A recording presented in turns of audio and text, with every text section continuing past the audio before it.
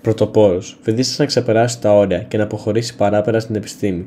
Ο Άλαν Μάθισον Τούρινγκ, Βρετανός μαθηματικός και θεμελιωτής σύγχρονης πληροφορικής, ήταν ο άνθρωπος που αποκρυπτογράφησε τον κώδικα Enigma, τον οποίο χρησιμοποιούσαν οι Γερμανοί στις στρατιωτικές επικοινωνίες κατά τη διάρκεια του Β' Παγκοσμίου Πολέμου.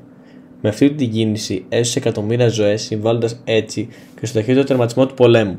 Αφοσίωσε την επιστήμη, κρυβόταν πίσω από την εσωστρέφεια, την εκκεντρικότητα και την αντικοινωνικότητά του.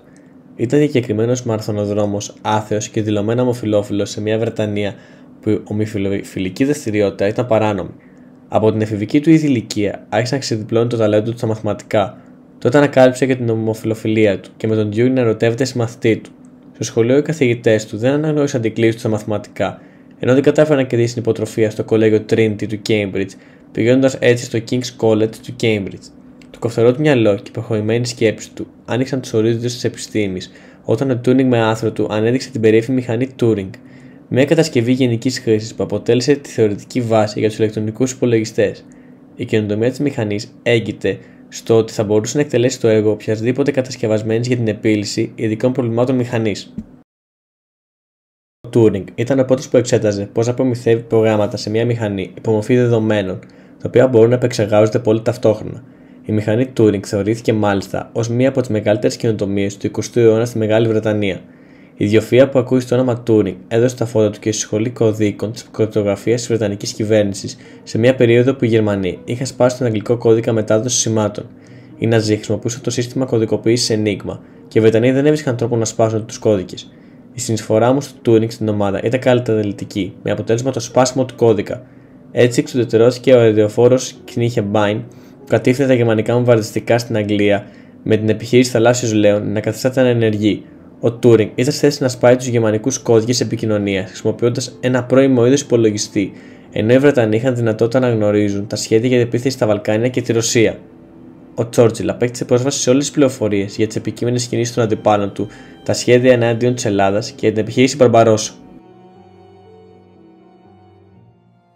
Μετά τον πόλεμο, δέχτηκε την πρόταση του Πανεπιστημίου του Μάντσεστερ για την κατασκευή ενός υπολογιστή με τη μεγαλύτερη χωρητικότητα μνήμης για εκείνη την εποχή, του Μάνταμ. Εθνικός ήρωας, τρομερή φιγούρα, πατέρας της επιστήμης των ηλεκτρονικών υπολογιστών, είναι μερικές από τις φράσεις με τις οποίες οι Βρετανοί εγκομιάζουν το έργο του Turing, δίνοντάς του παράλληλα τον τίτλο του ατόμου που έσωσε περισσότερες ζωές από οποιοδήποτε άλλο στην ιστορία. Ο Turing ήταν αισιόδοξος όσον αφορούσε την εξέλιξη της επιστήμης, ενώ ήταν υπέρμαχος της θεωρίας σύμφωνα με την οποία θα μπορούσαν να κατασκευαστούν υπολογιστές με ικανότητα σκέψης, ανοίγοντας ουσιαστικά το δρόμο για την τεχνητή νοημοσύνη. Ο δρόμος προς το τέλος της ζωής του ξεκίνησε όταν κλέφτες διήρξαν το σπίτι του Turing στο Μάντσεστερ. Ο 19χρονος εραστής του ήταν ένας από τους εγκέφαλους της ληστείας, ενώ μέσα από τη διάρρηξη και την καταγγελία του Turing βγήκε στην επιφάνεια η ιστορία της ομοφυλοφιλίας του και του επιρρήχθηκαν κατηγορία για την ομοφυλοφιλία του. Ο Turing βρέθηκε μπροστά στο δίλημμα της φυλάκισης ή της ορμονικής θεραπείας. Λύτωσε τη φυλακή, επιλέγοντας ανταυτού το χημικό ευνουχισμό. Υποβλήθηκε σε μια σειρά εμβολιασμών που θα κατέστηλαν τις σεξουαλικές του ορμές. Έβλεπε όμως το στήθος του να μεγαλώνει, με τις αλλαγές του σώμα του να τον βυθίζει στο βούρκο της κατάθλιψης. Ο Turing αποκλείστηκε από τον επιστημονικό χώρο και για πολλούς αυτή η απομόνωση έβαλε τέλος στη ζωή του. Το 1954, σε ηλικία 41 ετών, αυτοκτόνησε τρώγοντας ένα μήλο πασπαλισμένο με κιάνιο. Το μισοφαγωμένο μάλιστα μήλο στο κομμωδίνο του λέγεται ότι βρίσκεται πίσω από το λογότυπο της Apple, η οποία θέλησε να αποτίσει φόρο τιμής στον πατέρα της πληροφορικής. Ο θάνατός του προκάλεσε σειρά από σενάρια συνωμοσίας. Ο καθηγητής Jack Copeland του Πανεπιστημίου του Canterbury και διευθυντής του Turing Archive, για παράδειγμα, τονίζει ότι το μήλο ποτέ δεν εξετάστηκε για κιάνιο. Το σενάριο αυτό ήρθε στο φως το 2012. Ο καθηγητής Copeland παρουσίασε μια άλλη εκδοχή που δεν οδηγούσε στο συμπέρασμα της αυτοκτονίας.